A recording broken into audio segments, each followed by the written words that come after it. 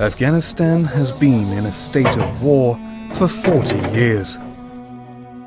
The ferocious guerrilla war, which ended the Soviet occupation of the 1980s, was followed by years of bloody infighting between rival warlords. The fighting ended when a group of mullahs known as the Taliban seized power. The group's rigid Islamic doctrines subjugated women, silenced the press, and made Afghanistan a safe haven for radical Islamists.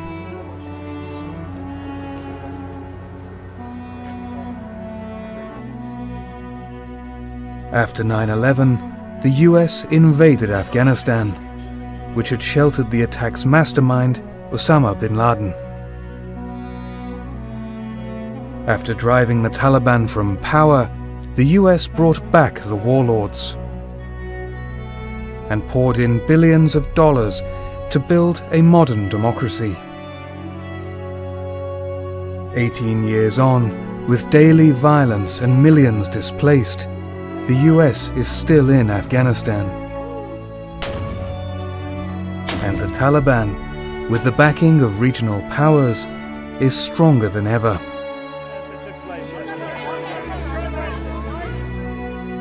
Eager to draw an end to America's longest war, US President Donald Trump sent his envoy Zalmay Khalilzad to parley with the Taliban.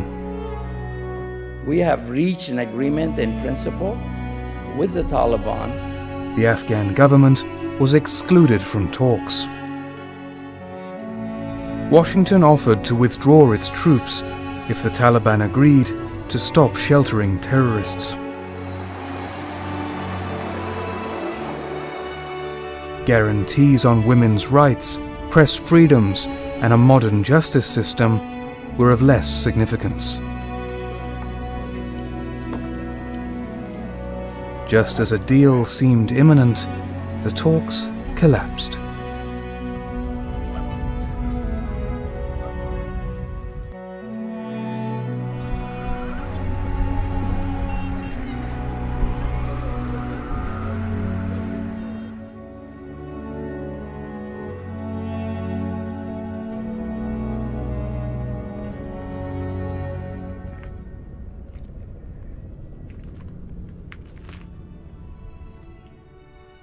With confusion over US plans to leave Afghanistan, and with little sign of a Taliban ceasefire, it remains unclear whether inter-Afghan peace talks will make any headway.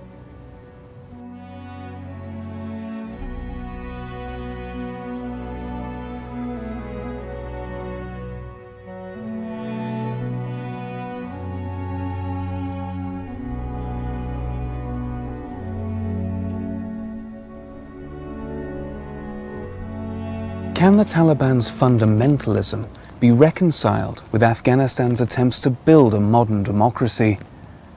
Are Afghans willing to sacrifice civil rights for the sake of peace? I've come here to the Afghan capital, Kabul, to speak to those involved in talks and to those who will live with the consequences.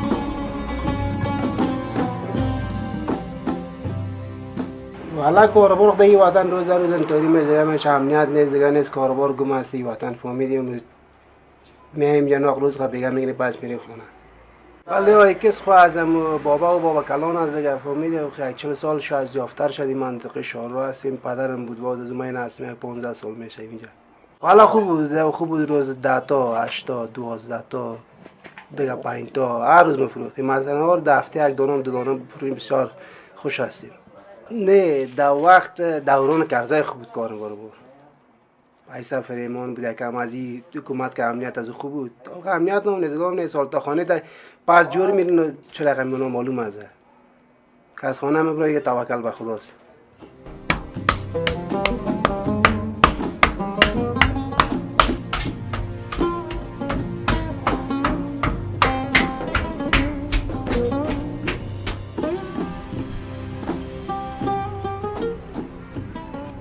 Human beings are economic beings, so they will leave the country for reasons of economics, if their livelihoods aren't sustainable. Conflict has a detrimental impact on the economy. We see that not only here but around the world, and countries that don't experience conflict on an ongoing basis tend to prosper.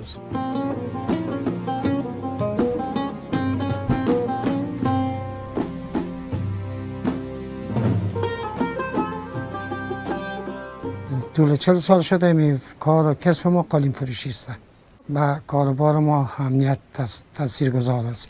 اگر امنیت خوب باشه مشتری هم زیاد می باشه، اگر امنیت خوب نباشه مشتری هم طبعا کم است. هر چی که ما چیز کنیم کاروبار ما کلش به حساب خارجی ها، به حساب امنیت است، به حساب همین گپاست که چیز کنیم. امنیت باشه کار خوب می باشه، امنیت نباشه کل چیزه.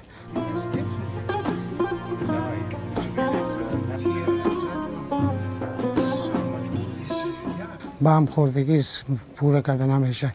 مال نسبت به سابق که بود دوره کرزه قطع بازار خوب بود، امنیت نسبی خوب بود. ما آمدن ما نمایش ها می رفتیم، برای ما کار ما خوب سهولت داشت، خوب بود. حالی چون که روز در روز کار ما تو نیست که پایین بالا بره، همه پایین رفته رایست دیگه. ما هم دست پنجه نرم کرده کتیش رایستیم که تا چی وقت، چون همی کار ماست، همی بار ماست، ما نمیتونیم مال داریم.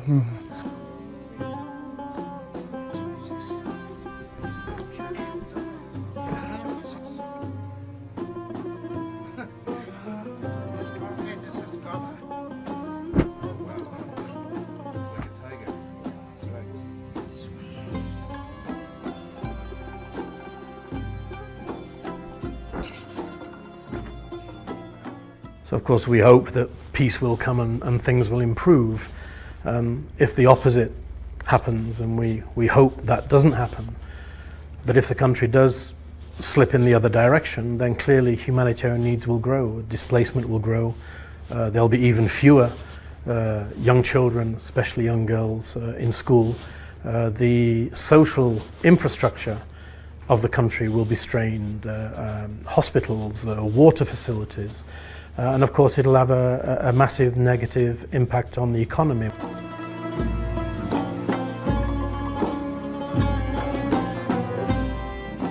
والا ما پروسه سال از این برادرکشی، از این بیکاری، بیامنی و از طور که در پروسه سال که پروسه سال اصلی باشه ما خوش هستیم که باید هر کی که باشه سال به افغانستان بیاره ما از افتخار میکنیم، خوش هستیم، پشتیبانیش میکنیم. پروسه که ناکام باشه و پروسه یک ساختکاری باشه و پروسه به نفع مردم افغانستان نباشه ما راضی نیستیم.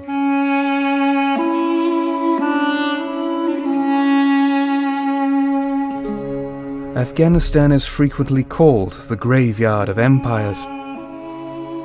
Nowhere captures that moniker better than this graveyard of Soviet war machines east of Kabul. Does the US face a similar fate? Could its withdrawal make matters worse? We should not make a mistake of 1989 once again to leave Afghanistan by itself. We should not make a mistake to deal with a terrorist group. We should not really kind of put the whole situation in Afghanistan, the region, in sort of jeopardy here. Tomorrow we will regret it. The whole world will regret it. Exactly what my brother wanted when he went to Europe 2001. He said, today it's our problem, tomorrow that would be your problem. Exactly that would happen. So what I'm trying to say is here, we should not make Afghanistan as a safe haven for terrorists. Tomorrow it will be engulfed worldwide. It will kind of affect every citizen of every country. This is Ahmed Wali Massoud. His brother Ahmed Shah Massoud is Afghanistan's national hero. Known as the Lion of Panjshir, the Tajik guerrilla leader defended his valley from the Soviets and the Taliban. I asked Wali Masood why the Taliban has refused to negotiate with the government.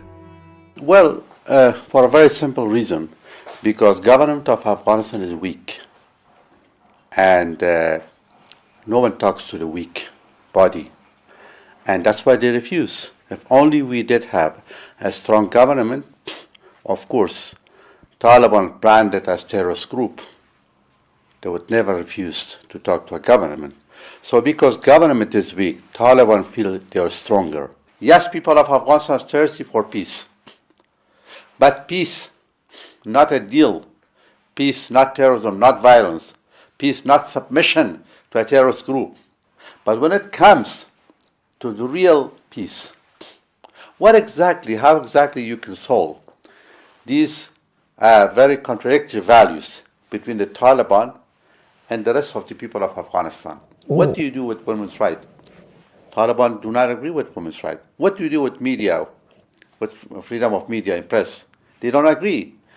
What do you do with election, with democracy? Because if the Taliban accept such thing, what it means? It means that they have gone against their own values. It means that they have gone against all those, in their words, who were martyred for going against these values. They are going against their own principle.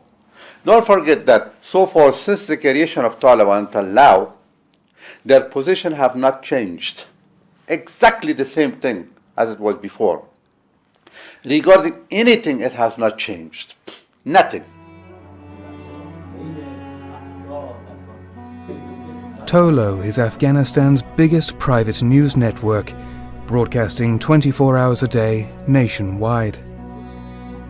Press freedoms have come a long way since the Taliban days, yet Afghanistan is among the world's most dangerous places to be a journalist.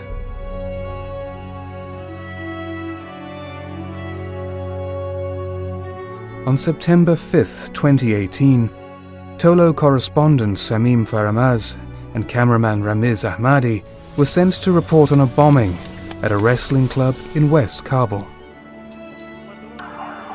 Minutes after their live report from the scene, a second bomb exploded.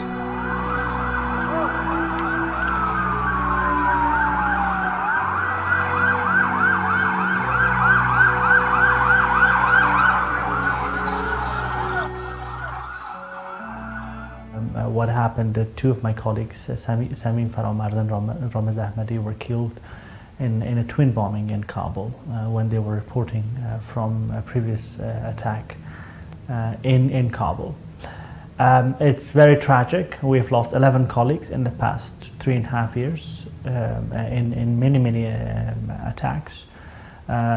2 or 3 of them are claimed by the Taliban. And others claimed by Daesh. It's not just Daesh, it's not just the Taliban, but mafia, drug lords, strongmen. And Afghanistan is also one of the countries where rule of law is least implemented.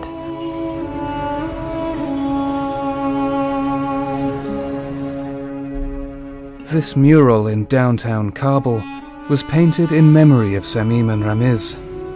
There'll be many more like them in a country where journalists are explicitly targeted. I think I can speak on behalf of all of my colleagues, because the people who work in media, particularly in Tolo, they may have the options of going abroad, taking their families out, do something much different, much easier, but their commitment to the cause of freedom of expression, I think is something that contributes to the success of where we are. To be honest, today, Afghanistan today, 2/3 of the country under 25. Do they remember how the Taliban era looked like 2 decades ago? Do they really remember how does it feel to, let's say, not have a free press, not be free enough to post a comment on Facebook or Instagram or Twitter? Can they really imagine this generation, the 2/3 of Afghans, 60–70% of the entire country, Can they really imagine that they will be asked what to wear, how to act, how to travel?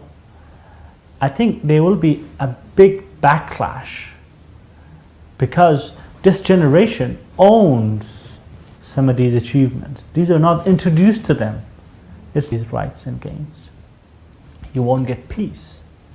That's civil war, that's conflict, that's continuation of violence.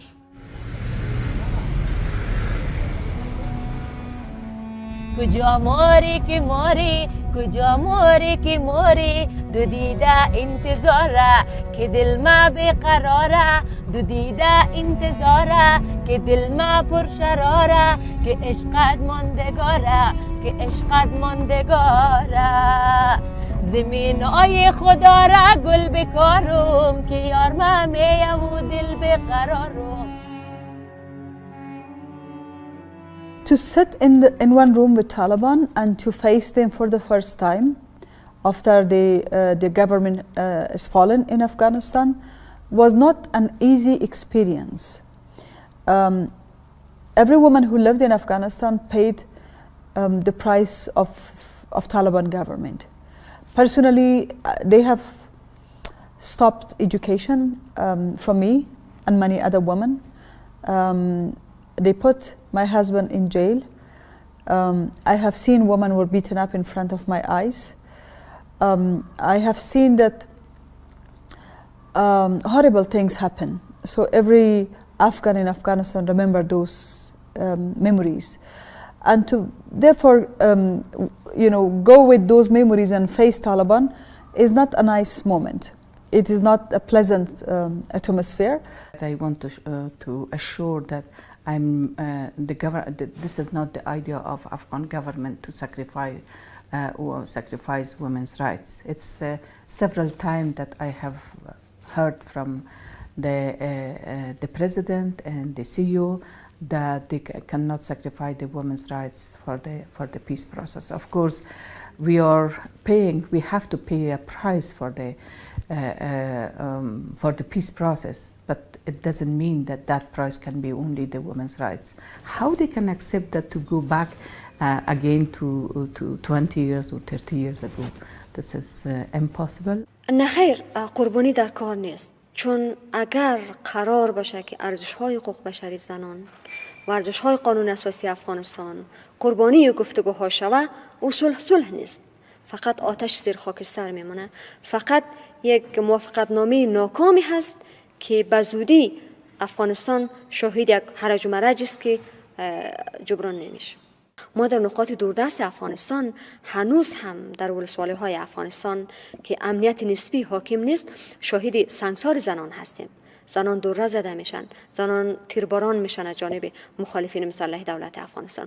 ما شاهد محاکم صحرایی هستیم و از همه بدتر ما شاهد قتل‌های ناموسی هستیم. زنان به دست نزدیکترین اعضای خانوادهشان به قتل میرسن که مسمى به قتل‌های ناموسی است. ما هنوز هم شاهد مرگ و میر مادران هستیم. موارد خشونت علیه زنان با قوتش هنوز در افغانستان وجود داره. As a mother, it's the worst country to be a mother. If you look at all the indicators, it has the lowest literacy rate for women. It has the lowest economy for women. So already we are an oppressed country for women. How much more shall we compromise? And I don't think it's realistic, and it shall be also logical to expect women to give up. We don't have enough to give. شاهد خشونت‌های خیلی زیادی بودیم در طی 18 سال هم.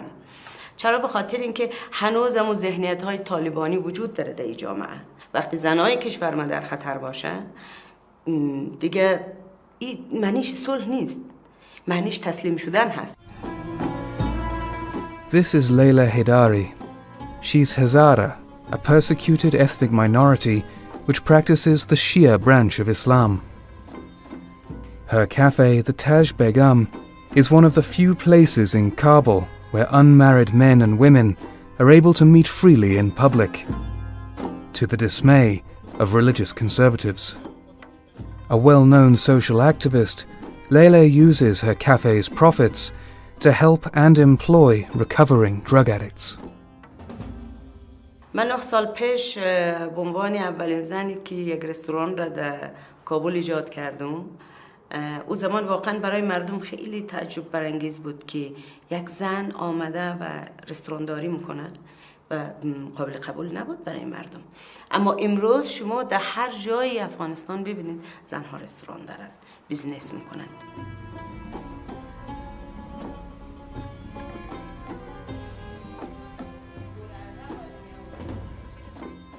ای که مردم توهین میکنن، تحقیر میکنن. طرز لباس پوشیدن ما برای مردم متعارف نیست، اما کسی نمیتونه از لحاظ قانونی بر ما فشار بیاره که شما لباستان باید مثلا طبق میل ما باشه یا نحوه زندگیتان طبق میل ما باشه. اما اگر طالب بیایه مطمئنا ما حتی انتخاب در لباس پوشیدن خوب و نحوه زندگی خوب نخواهیم داشت، چون اونها از یک ایدئولوژی میآیند که او ایدئولوژی بر مبنای زن ستیزی و حذف زنان است. 5 روز پیش یک عده آدم تندرو و ملا به همراهی پلیس مردم عادی را تحریک کردن و آوردن سر رستوران ما تا اینکه اینجا از بین ببرن. آمدن اخطار دادن، وسایل ما را شکستاندن و اخطار دادن که اینجا را آتش میزنن و همچنین یک خوابگاه دخترانه روبروی ما هست، اونا را اخطار دادن که اونجا را از بین میبرن و در واقع ما در او صدای پای طالبان را میشنویم که در جامعه در او حضور پیدا مونه. در تمام نگرانی مینمی هست که صلح بیایه، ما زنها دوباره به عقب برگردیم، در پستوهای خانه خود بخزیم و در واقع هر روز ما را دادگاه صحرایی، محاکمه صحرایی کنن و در ملأ عام ما را شکنجه کنن. ما این روزها رو در او میبینیم، در او امیال احساس میکنیم.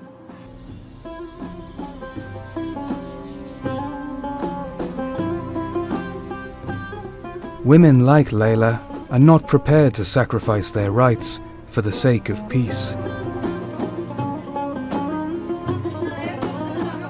If anything, they're demanding more from Afghan society. These women ran for parliament in October 2018, determined to represent women in their isolated rural constituencies. They say their votes were stolen, however, as corrupt officials allowed rivals to buy their seats. The government, itself accused of fraud, has failed to investigate.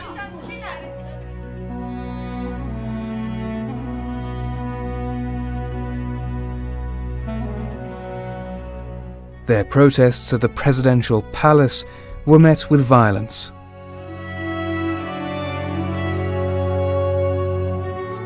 Robbed of their voice, several of them sewed their lips together, while others went on hunger strike.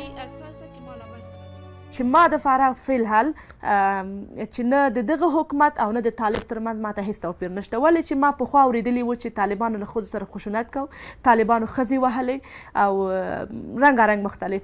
وختې چې کله موږ خپله د عدالت خواهۍ غږ پورته کړ، موږ د پولیسو له لورو نه موږ دغه مېرمنې ووهل شو، لاسونه مو مات شول، وینې زموږ پر مخونو راغله چې موږ سره عکسونه ویډیوګانې هر څه چې تاسو لیدلی شئ. اوس زه په دې اند یم یا په دې فکر رسېدلی یم چې هغه طالب چې موږ یې قصې اورېدلی وي چې دوی اوس بیا غواړي په موږ حاکمان شي، او دغه نظام دغه پولیس چې اوس دغه د ښځو د حقونو داد کوي او یا هم دیموکراس خلک دي، د دوی ترمنځ زما لپاره هیڅ توپیر نشته. یکی مذاکره صلح بین امریکا و طالباست. پس به سود مردم افغانستان چی است؟ یا میخواین که پروژه طالب پس بیارن در افغانستان به نام صلح با وا مشروعیت سیاسی بتن، واره در پارلمان و نظام افغانستان برشان سهم بتن، به رسمیت بشناسن.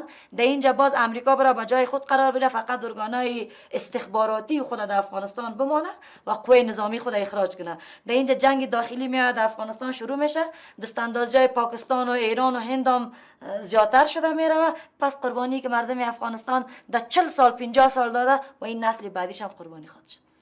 تاسې وګورئ تقریبا څو مېرمنو د عدالت دپاره خیمه ووهله. دغه افغان حکومت یو څو مېرمنو ته قناعت ورنشو کړلی. هغه طالب چې 18 کاله وجنګېده، 18 کاله یې د افغانانو وینې تویې کړې یوازې د قدرت دپاره. آیا دا افغان حکومت به وتوانېږي چې هغوی ته قناعت ورکړي؟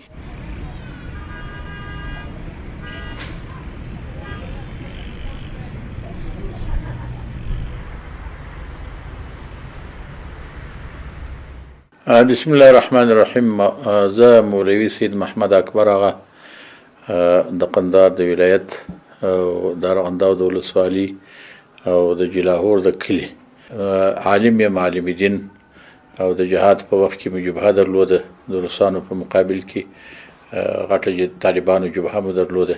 وروسته تر هغه امریکایان چې راغله، د امریکایانو راتګ زموږ نه و خوښ، بیا د بندي شوم.